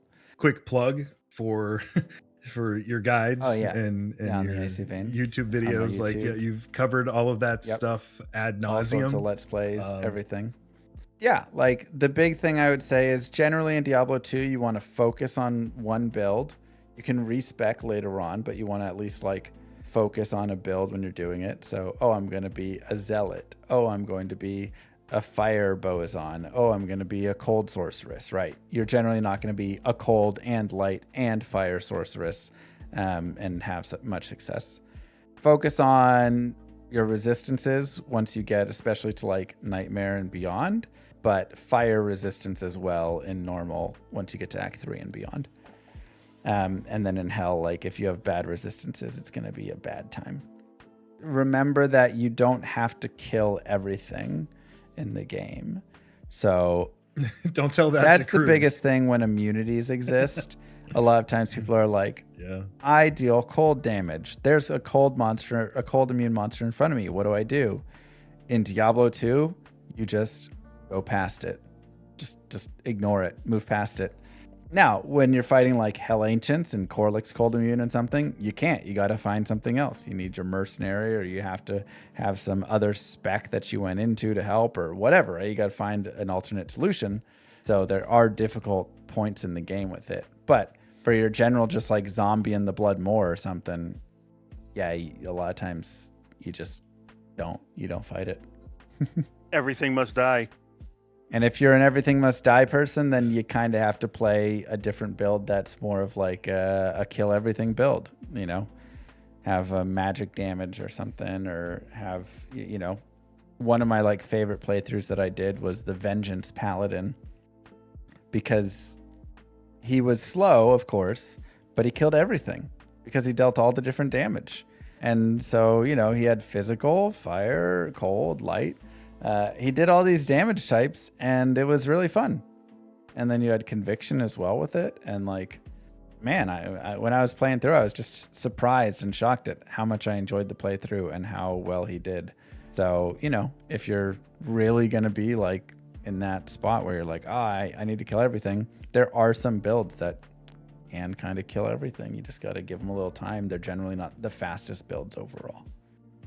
Oh, and then for people that want to get into streaming, my biggest advice for someone who wants to get into streaming is start. Just do it. The main reason being, there's so many people that sit there and plan forever, and they're like, I need to get this webcam, and I need to get this perfect microphone, and I need to get 3 monitors and all of these things. And they either never get past that point, or they get all that stuff and they start streaming, and then like a week later they realize they don't like streaming. You just got to start with the garbage that you have. Get a, you know, cheap little webcam if you really want or something, but you don't even need that. And just start and see if you even enjoy it. See if you like getting on and just talking to yourself for 3 hours straight and doing that, you know, every night for a week or something. Because many people will find that's not fun, actually. They realize they like playing video games, but they don't like actually like engaging while they're playing video games and talking about it. It's a lot more of a performance, and you have to be more entertaining. You have to, right? And you're like, oh, no, I don't want to do this. I just want to play games. So I can't tell you the number of people I've met who want to start streaming. They start that, and then, you know, a week later, they're sitting in the room playing video games. And I'm like, oh, I thought you were going to stream that. And they're like, yeah, I just want a game. I don't want to stream tonight, because it's a different thing. And I totally get it. That's always my biggest advice. Just start and see if you even like it. And then if you do, slowly build and add to it as you go. I think that's really good advice. Not that I know anything about streaming, but like, I think that applies to, it applies to everything. Yeah, if you want to be an artist, like, go paint. You don't need the best supplies. Just start painting and see if you actually enjoy painting, or if after a week you're like, I'm bored, I want to do something else, right? It's the advice that the sports writer Peter King gave to aspiring writers. They would always ask him, how do I do it? How do I do it? And he would say, just write. Don't worry if it's good. Don't worry if it's bad. Just write every day. Write. Just do exactly what you said. Just do it.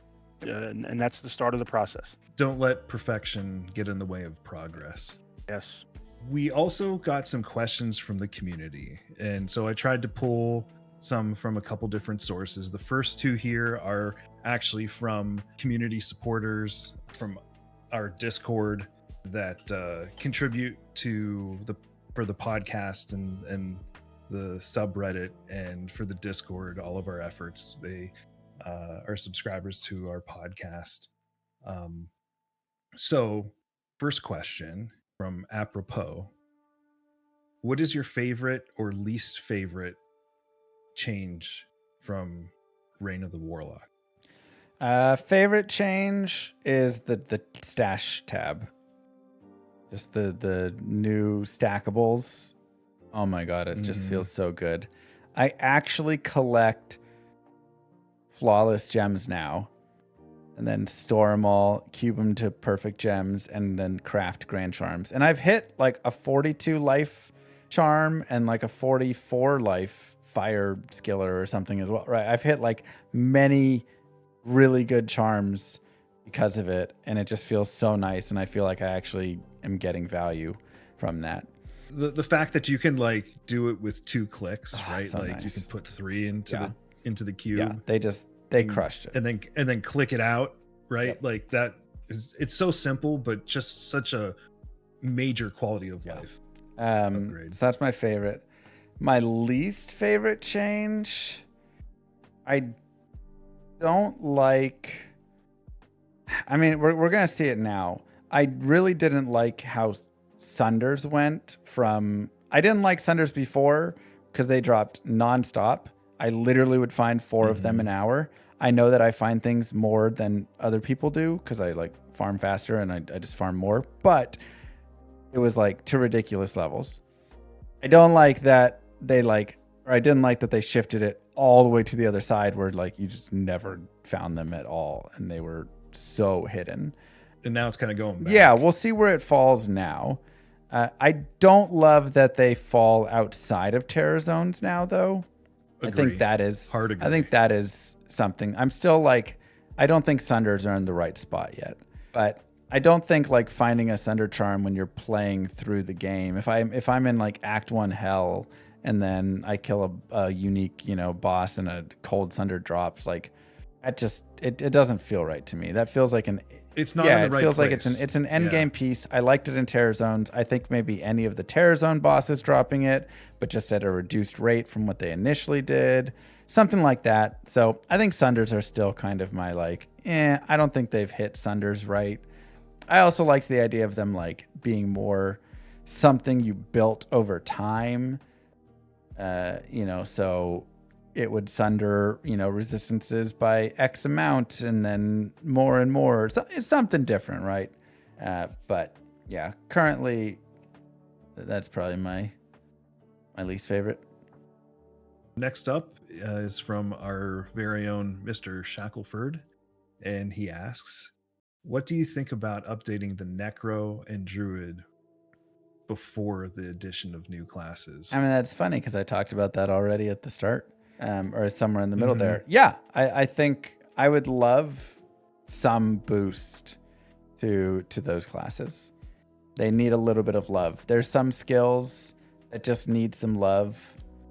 And I think the Necro has many of them. I think the Druid has a lot of decent skills, but overall still falls a little bit flat and could use a little bit more loving. So... Agreed. I think there's like some small changes that they could make. And again, it's not bringing everything to S tier or A tier, but it's bumping the F tiers up to D or C tier, the D tiers to C tier, the C tier to B tier, right? Just like some small improvements to make them a little bit more attractive. I mean, I don't like the fact that the Necro, and correct me if I'm wrong here, but it really feels like the only viable endgame build is Nova or Poison Nova Corpse Explosion, but then on top of it, like it is fun like when you have a lot of monsters, right? Yeah. But single target, it's so incredibly painful. Yeah. And it just feels incomplete. Like there should be something a little more there. I think Summoners are pretty strong though. Summoners are decent. I feel like the physical Summoner is like one of the best. Like physical Summoner and Poison Necro like fit. But all the other stuff struggles except Bone Necro and like PvP is good. There's just like a lot. There's only like 3 builds really for the Necro, whereas every other class has like 6 or 7 builds. And it just shows how many like skills that you never use on that character exist. And I guess we've kind of talked about it already, but I'd throw Barb in there as well to some degree. Like it does a couple things very well. Yeah. In general, I think melee overall gets a little I think they need to just improve base weapon damage and that would help a lot of melee and maybe adjust the like attack rating formula slightly to make it a little bit better. Next up, these are questions from Reddit. So Disastrous Visit 9319 asks, any other quality of life features you'd like to see? Now I know we kind of touched on that already. Yeah. I mean, I think we touched on most of it. I think I want to see the charm bag for sure. I'd love to see stackables increased to 999. I'd love to. Ooh, that's kind of a hot take. I think they could do a little more with that. I'd love to see. There's a couple like basic hotkeys, like you said, hotkey to get it into the trade window. Would be nice to move stuff back and forth from there. The biggest stuff, and we already talked on it still, is chat. They need to like overhaul chat, fix chat, improve the lobbies, improve that, bring in, just like make that experience better. It's just the online experience really suffers because the chat experience is painful. So that's where I think they should really focus any attention to that sort of stuff. Quality of life. Next up, I don't know how to pronounce this. I'll say Zork Zendino asks, Llama RPG when? Yeah, so I've been working on the game. It's probably like 2 to 3 years now.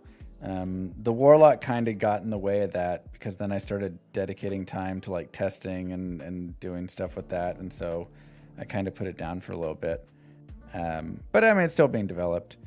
But yeah, I'm making a turn-based game, Llama RPG. And, you know, I'm really hopeful. It's one of the things that there's so many things I want in the game. I may just have to eventually set a release point, like end of this year. And we just get out what we can get out, and then I just add in more features as it goes. Yeah, you can iterate. Like, just like iterate and be like, now we're going to add in, you know, professions. Now we're going to add in the Coliseum. Now we're going to add in, right? Like, and that can just be added in the future.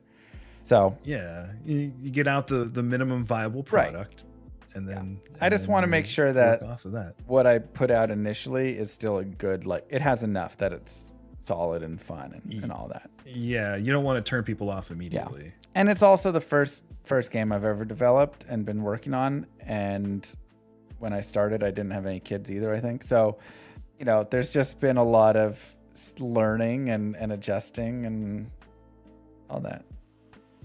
Will there be a secret llama level? Oh, I can't give away the secrets. There is no llama level. It sounds like there is. I don't know. Who knows what there is? Yeah, we'll find out. Next up, Coma90 asks, do you ever get tired of getting asked the same questions over and over again? You know, when you start, you do, and maybe still a little bit. That's a question I get often. It's all right, you know. That's just how it is. And this is something also in a non-joking way I'll say to someone who wants to start streaming. You're going to get the same question over and over and over and over and over again. Because someone who was watching 5 minutes ago wasn't there 10 minutes ago when you answered that question, or 20 minutes ago when you answered that question. And people have the same questions. You have to really learn and just accept that you're going to answer the same question 1,000 times, and that's okay. So along those same lines, Robert asks, why is your YouTube voice different from your Twitch voice? Oh my God, it's the same voice.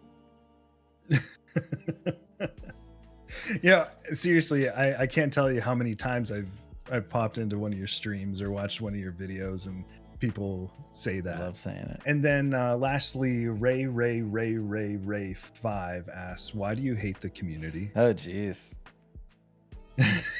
I love the community. No. I think sometimes the community gets a little wrapped up in their hot takes or immediate outrage, and it can be annoying.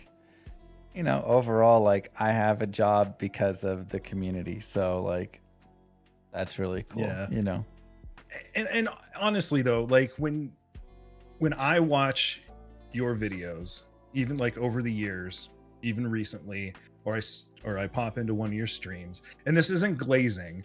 I honestly, you know, you can feel that you love it, and that you really care about it, and you wouldn't take the time to come on this podcast and talk about it for 2.5, 3 hours, if you didn't love the game and care about the community. So I wanted to include that question because I just thought it was so funny. Yeah. So I also want to make a call back to a recent video that you did. I don't remember exactly. I think it was within the last couple months.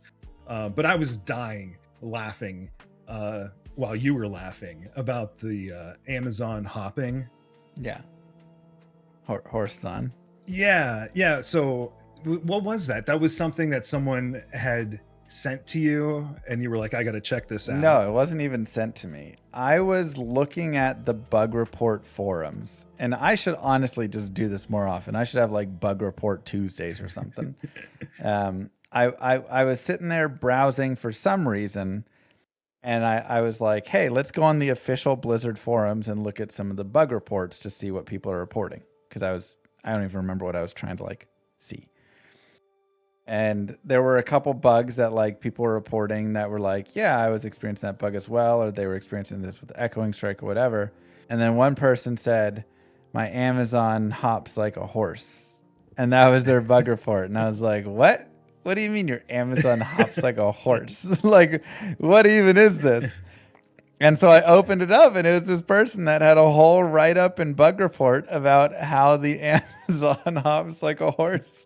And sure enough, as soon as the video came up, it was just absolutely hysterical.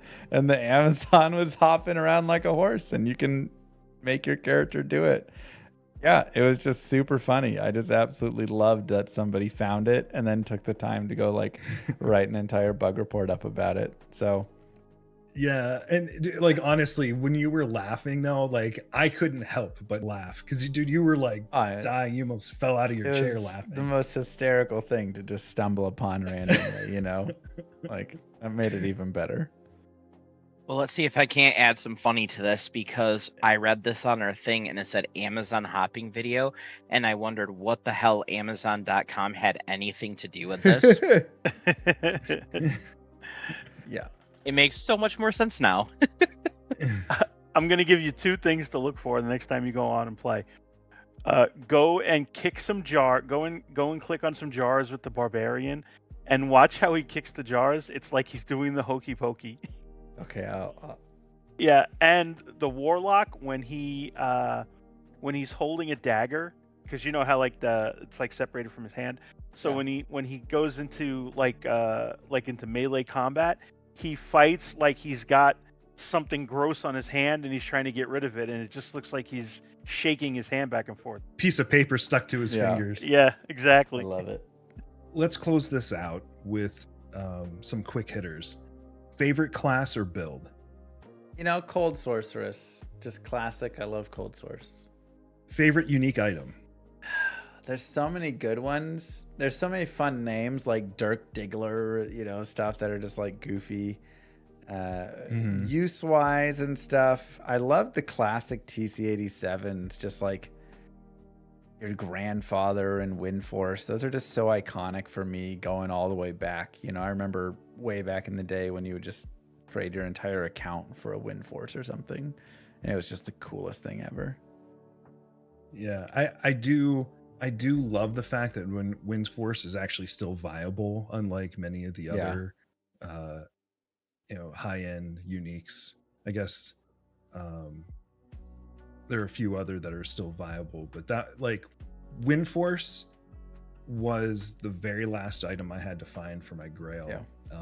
And I wouldn't say because of that it's my favorite, but the fact that it's still viable. I love Boazon, which, by the way, quick plug, little buff on Boazon, please. A little bit. I feel like it really should be able to move to the S tier, but that's another story. Unique Sash, who is my son, he wanted us to share that his favorite unique item in the game is the Oculus. The solid one. He loves it. It was on my list. Top 10 for me. My favorite is Ariad's face. Won't even venture a guess as to why. Crude. Well, you know, could it have anything to do with the brothers of Ariat? Yes, it's the sons of Ariat. Yes. Okay, sorry. And we are recruiting on Diablo 4, but it's a unique. It has everything. It has everything. I mean, the only thing it's missing is an automatic socket, but it has everything else. And you know, and it's clearly an item that you get mid game and will absolutely serve you all the way to the end. So, you know, that's why. Yeah, it's a great one. I do find it interesting that it is, and correct me if I'm wrong here, but it is only the only unique helm in the game that is so perfect for its build or for its class. I mean, Jalal's is decent, and then also the fire. What's it called? Ravenlore. Yeah, it is Ravenlore. Okay. It is Yeah, I know Ravenlore? what I said. Okay. Yeah. What's the summon Raven one? Maybe that is also Ravenlore. So Ravenlore, but now like Flickering Flame, kind of can like win out with it. But Yeah, but it's a rune word. it's a rune word, but of the uniques, yeah. Like Ravenlore is a very good one for a fire druid. But otherwise, yeah, it's like, yeah, maybe Nightwings on a Cold Sores, kind of, but not really like a class specific. Yeah, but it's also like still kind of, it doesn't have the amazing stats. No, Ariats is the best of the like helms, the unique helms that just fits well. I kind of got on a soapbox in a previous episode about how they should make something similar to Ariats to Bozon, but that's neither here nor there. Your most memorable moment from like your streaming career so far?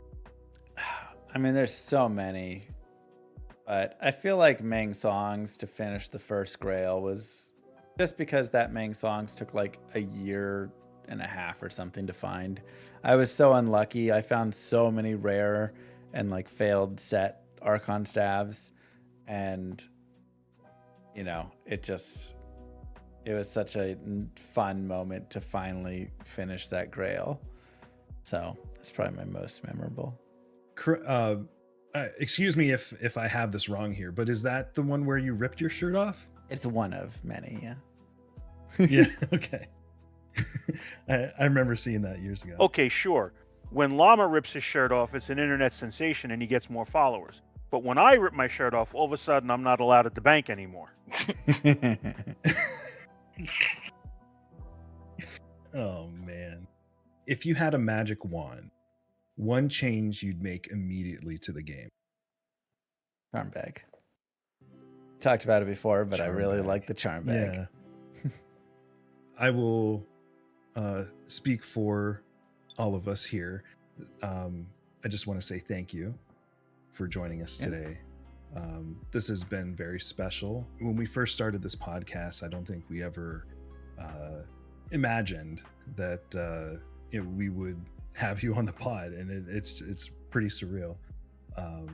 But really, thank you for doing this with us. Yeah, thanks for having me. And discussing the game that we all love. It's pretty special. So with that, where can people find you if they don't already know about you? And any final thoughts that you might have? It's been a great pleasure. I appreciate you guys having me. Thanks for putting a lot of great effort in. Lots of good questions. Everybody can find me at MrLlamaSC, Twitch, Twitter, YouTube. All the stuff is just at MrLlamaSC. And final comments. I'm excited to see where we go next with Reign of the Warlock. I don't think it's over. I know it's not over because I know they've already said we have more stuff coming, but I'm hopeful that there's even more beyond that. And then I'm excited to see what happens at BlizzCon, because again, they're teasing it pretty heavily, and it would be real disappointing if they teased it again into like Immortal 2 or something, I hope they've learned the lesson. Don't say that. I hope that I didn't bring that into existence here. So This just in, Llama confirms new class at BlizzCon. oh god. Oh no. I'll like I mentioned, Crude and I will be there, so hopefully Blizzard has a lot in store. Hope so. I think I hope and I believe that we will be pleasantly surprised. I agree. All right. Honestly, it's been a pleasure. Before we close this one out, I would like to give a shout out to our community supporters. These are folks that are supporting our efforts across the podcast subreddit and Discord with a small monthly subscription via our new Stay Awhile and Listen Plus option. Community supporters enjoy some special perks, including early access to podcast episodes, occasional access to small pre-show hangouts with the hosts and podcast guests, supporter-only input opportunities, access to VIP-only areas of our Discord, and credited in the podcast post roll as a community supporter, and more. If that sounds like something that interests you, the link is in the description below. So, with that, the following folks are community supporters, in no particular order: Damage Corp, Apropos, Roe, Bones, Jonks, Planetary, Trucker Ducky X95, Vifron, Crassel, Unique Sash, and Mr. Shackelford. Thank you so much for supporting the show. It really makes all the difference to us. We really appreciate it.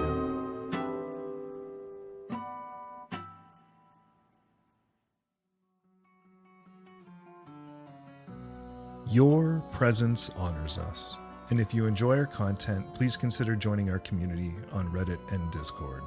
And as always, farewell until next time.